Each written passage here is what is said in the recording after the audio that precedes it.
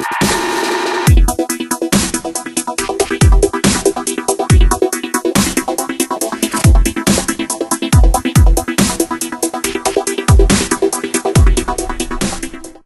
YouTube, this is GeekyAustin, and today I am going to talk about the all-new adventure in the Star Wars saga, Star Wars Episode 8, directed by Rian Johnson.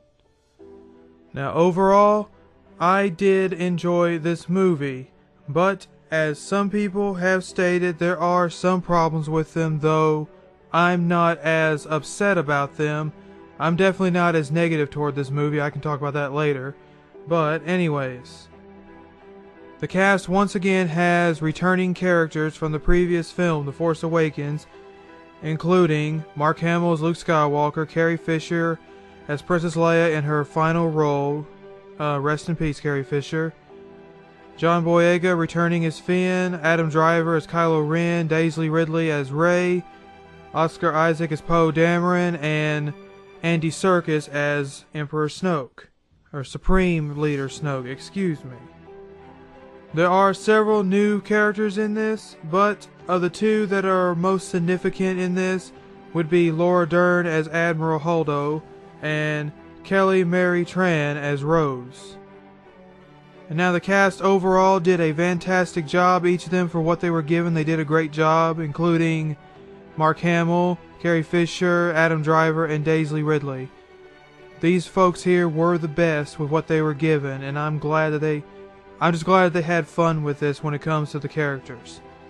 They all did a good job. The acting was great. Their characters were good. I liked the way they went with most of these characters. Again, I'm not going to go into that. But now, other than that, the new story elements, once again, I do like it. I actually enjoy that this movie decided to go in a different direction. Rian Johnson decided not to play it safe and do what J.J. Abrams did with The Force Awakens.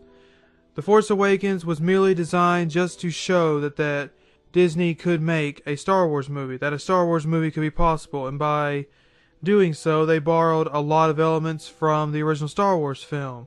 So it was stuff we've already seen, but this movie does go into a new direction in some areas, giving us something fresh, and I do thank Rian Johnson for that. I'm glad that he went with something fresh on it. The story overall is very simplistic. I won't spoil the story, but I will just go ahead and state that it is pretty much a chase movie. The Resistance is trying to flee from the First Order.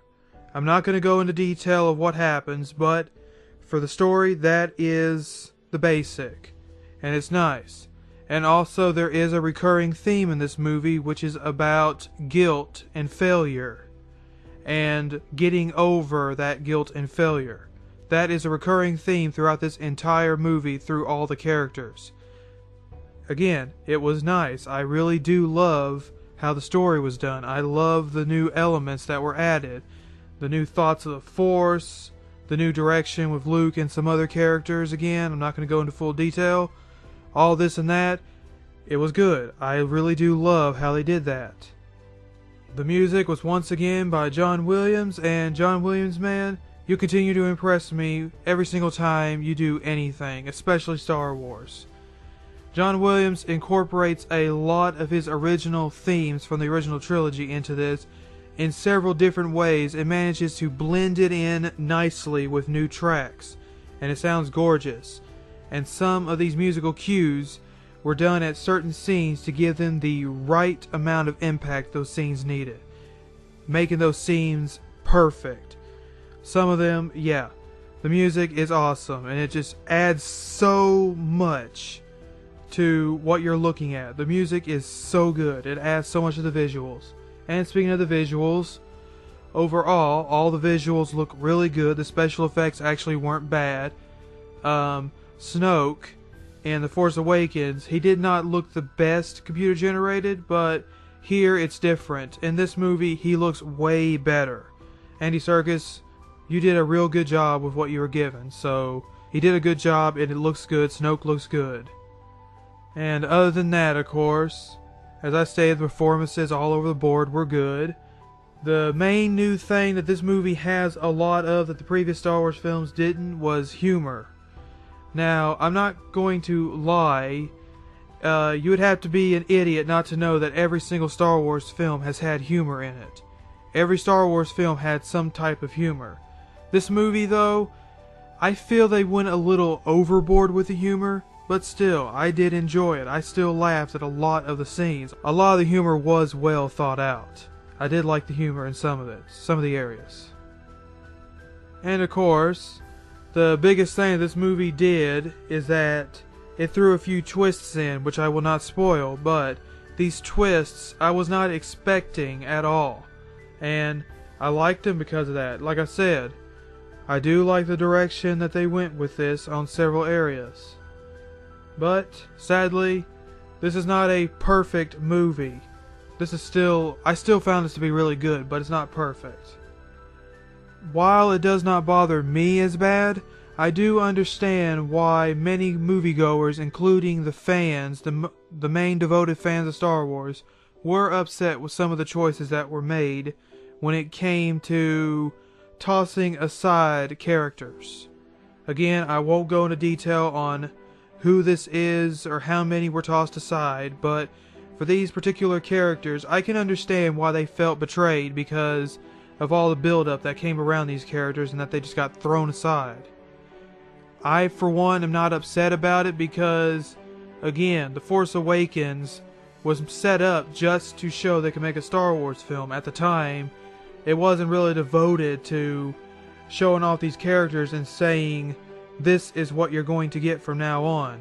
Like I said, Rian Johnson really turned the wheel in a different direction on what was going to happen next. And other than that, the entire scene on Kanto Bight, I'm not going to go into detail what the place is, but this one planet, this entire scene here with these two characters, it does drag along a little bit in some areas.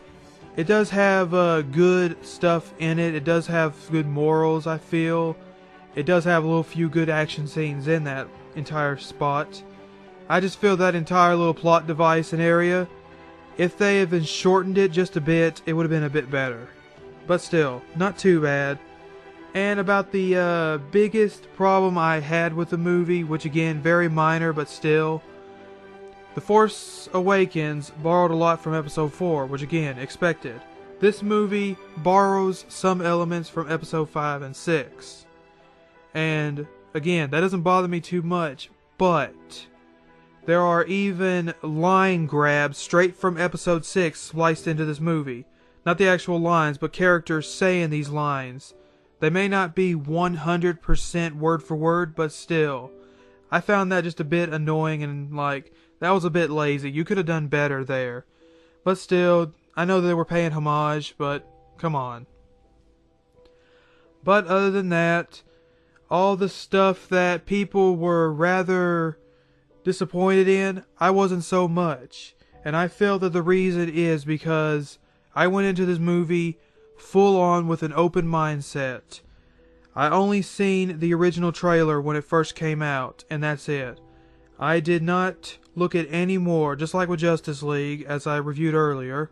I avoided everything I could that was spoiler related, rumor related, or anything, so I could go into this movie with a 100% open mind.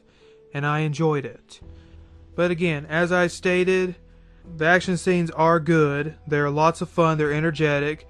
The humor, while it is a little bit too much, was still good and I enjoyed it. The music is fantastic. All the performances around the board are good. I love the new story elements and I love how simplistic the story itself is. The twists were good. The special effects were good. I feel that some of the decisions they made on the characters, borrowing plot points, and the one particular scene in Kanto Bight, I feel that all that should have been reduced or could have been fixed better, but still, I think this was a good movie, and I left the theater with a huge smile on my face. That's how much I enjoyed this movie. And I definitely intend to see it again a second time very soon. So overall, despite all this, I am going to give this movie a 4.5 out of 5 or an A-. And I feel out there that anybody who goes to see this movie, go into this movie with an open mindset. Do not go in with a closed thought thinking this is how the movie is going to be and it better be like this. And don't go in thinking about all these fan theories, all these discussions that you've had 2 years ago. You'll enjoy it more. Like I said, I feel that the huge negative reception from the fan base, I feel that it's undeserved. This movie is nowhere near 100% perfect, but this is nowhere at all a bad Star Wars movie. This is not a Phantom Menace. This is not an Attack of the Clones. This is, once again, another good, solid Star Wars movie. It's just that it could have used a bit more polishing to make it shine better. And thank you all so much for listening. This has been GeekyAustin. And stay tuned. Very soon I will put up a spoiler section where I will go into detail on all the spoilerific things that I wish to talk about this movie.